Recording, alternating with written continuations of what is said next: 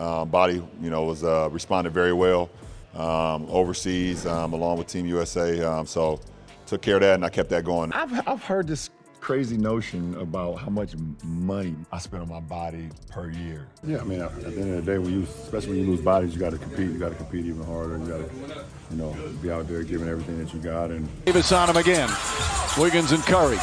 Long arms of Davis chases him off the line. A two-pointer. Got it.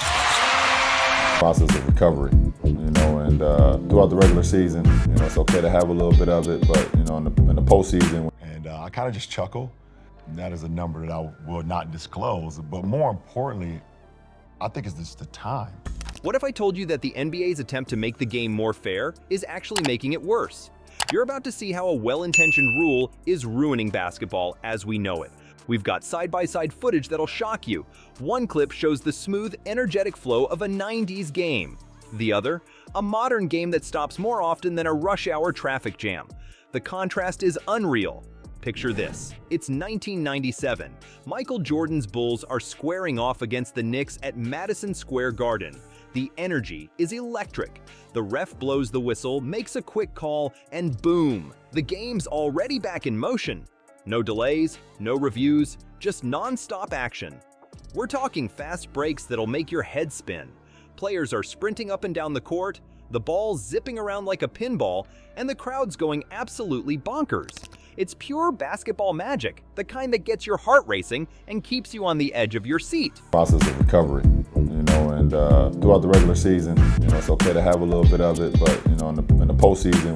On the fourth, team foul. James goes backdoor layup, banks it in. What a pass from Davis. I've heard this crazy notion about how much money I spend on my body per year. We did that, but for the majority of the time, I don't think we sustained energy and effort. But hold up, did you catch that travel Pippen just got away with? Or that iffy foul call on Ewing? Too bad, because the game's not stopping. That's just how it was back then. The refs made their calls on the fly and everyone had to live with it, good or bad. Now don't get me wrong, players still argued calls like their lives depended on it. You'd see guys throwing their hands up, yelling at the refs, the whole 9 yards, but once that whistle blew, that was it. No do-overs, no second chances. The game moved on, and so did everyone else. And get this, coaches back then, they had to rely on their own 2 eyes. No fancy iPads or video screens on the sidelines, just their basketball knowledge and gut instincts. Can you imagine Phil Jackson or Pat Riley trying to coach without all that tech? It's crazy to think about now. Here's the wildest part, fans absolutely loved it. The game felt raw, unpredictable, more human. Yeah, there were blown calls and heated arguments, but it all added to the drama, It was part of what made the NBA so exciting. Want to know something that'll blow your mind? The average game time in the 90s compared to now? It's not even close. We're talking a difference of nearly 20 minutes. That's like an entire quarter of extra basketball nowadays. But here's the thing, as great as all this sounds, everything was about to change, and not in the way anyone expected. The NBA was about to enter a whole new era. One where every call could be put under a microscope. From Davis. You get them top side, vacate the free throw line and down, great back cut. Because you're losing so many calories, you're burning so many calories, you're burning all your energy throughout those games, so I kind of go heavy on the carbs. AD and LeBron. 27 and 12 for Davis. Curry three-pointer won't go. James the rebound.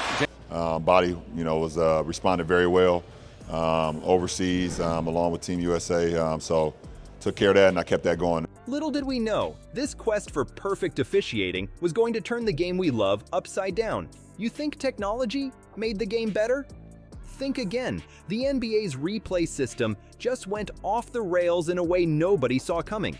In a recent Lakers-Warriors showdown, fans didn't get the epic LeBron versus Steph battle they were hoping for. Instead, they watched refs squint at screens for what felt like an eternity. And trust me, it only gets crazier from there. Let's break this down. One out-of-bounds call turned into a full-blown CSI investigation. The refs huddled around screens, rewinding and replaying like they were trying to solve a murder mystery. Meanwhile, LeBron and Steph are just standing there, probably wondering if they should start a pickup game to stay warm. You know what's even wilder? They decided to review LeBron's three-pointer from 2 possessions ago. Yeah, you heard that right.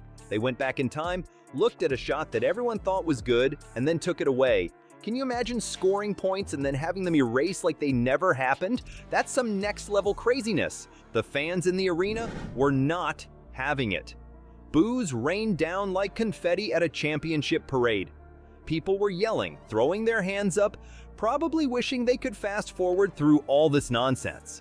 Even the coaches looked confused, and these are guys who usually have a plan for everything. James, pull-up, jump shot. It's good. LeBron James with 28. Definitely not as beat up as I was last time. I feel damn good. I had a great summer. Davis on him again. Wiggins and Curry. Long arms of Davis, chases him off the line. A two-pointer. Got it. But wait, there's more. Just when everyone thought it couldn't get any worse, the shot clock decided to join the party. It malfunctioned, giving the Warriors nearly 30 seconds to score on one possession. That's like getting an extra life in a video game, except this is supposed to be professional basketball. The worst part? This isn't even a one-time thing. Games are getting longer and longer because of all these reviews. Fans are actually leaving early because they can't take it anymore. They're missing clutch moments because they'd rather beat traffic than watch another replay. So here we are, in a world where the NBA wanted to make everything perfect. Instead, they've created a mess that's frustrating players, coaches, and fans alike. It's like they took the excitement of basketball and put it on pause. Literally. And now everyone's wondering, is this really making the game better? Or are we just sucking the life out of the sport we love? Down the corner. Davis a three. That one goes side of the rim. Rebound. Knocked loose. Last touch by Reeves. Lakers. Yeah, I mean, at the end of the day, especially when you lose bodies, you got to compete. You got to compete even harder. You got to, be out there giving everything that you got. And James finds Vanderbilt. Vanderbilt spins. Layup short. Rebound tipped and taken by. And I kind of just chuckle. That is a number that I will not disclose. But more importantly, I think it's just the time. So the NBA wanted perfection, but all they got was this giant mess. It's like they tried to fix a leaky faucet and ended up flooding the whole house. Now we're all standing here ankle deep in replay reviews, wondering what the heck happened to our beloved game. What's next? Do we just throw the whole replay system out the window? Maybe we put a timer on these reviews, like, if you can't figure it out in 30 seconds, tough luck. Or hey, why not let LeBron be the ref? At least that would be entertaining. But seriously, the NBA needs to do something fast. Fans are getting fed up, players are losing their rhythm, and games are dragging on forever. If they don't fix this soon, they might end up losing more than just game time. They could lose the very thing that makes basketball great, the non-stop action and excitement that keeps us all glued to our seats.